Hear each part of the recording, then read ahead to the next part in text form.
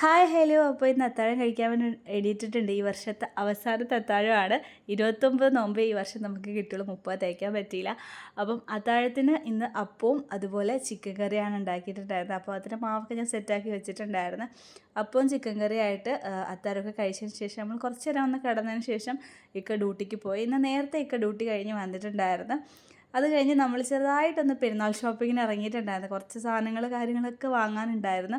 അപ്പോൾ അതിന് വേണ്ടിയിട്ട് പുറത്ത് പോയിട്ടുണ്ടായിരുന്നു. സാധനങ്ങളൊക്കെ മേടിച്ച് തിരിച്ച് വന്നിട്ടുണ്ട്. ഇനി നമുക്ക് നോമ്പ് കുറിക്കാനുള്ള സെറ്റപ്പ് ഉണ്ടാക്കണം. അപ്പം ഇന്ന് ഷാർജ അടിച്ചിട്ടുണ്ടായിരുന്നു. അതുപോലെ ഈത്തപ്പഴവും ഫ്രൂട്ട്സൊക്കെ കട്ടാക്കി വെച്ചിട്ടുണ്ടായിരുന്നു. പിന്നെ തണ്ണിമൂച്ചിൻ്റെ ജ്യൂസും ഉണ്ടായിരുന്നു. ഇതൊക്കെ ആയിട്ടാണ് ഇന്ന് നോമ്പ് കുറിച്ചിട്ടുണ്ട്. സിമ്പിളായിട്ട് നോമ്പ് കുറിച്ച് അവിടെ ഇരുന്നപ്പോഴാണ് പെരുന്നാളാണെന്ന് പള്ളിയിൽ വിളിച്ചു പറഞ്ഞത്. അപ്പോൾ ഓടിപ്പോയി മട്ടൻ കറിയും അതുപോലെ ഇടിയപ്പമൊക്കെ സെറ്റാക്കി വെച്ച് കഴിച്ചിട്ടുണ്ടായിരുന്നു. അതിനുശേഷം നേരെ വന്ന് മൈലാഞ്ചി ഇടുന്ന തിരക്കിലായിരുന്നു. മണി ഇപ്പോൾ 11-12 മണിയായി. അപ്പോൾ എല്ലാവർക്കും എൻ്റെ ഈദ് മുബാറക്. അപ്പോൾ ഇന്ന് ഇത്രയേ ഉള്ളൂ. അടുത്ത വീഡിയോയിലായിരിക്കും. ടാറ്റാ.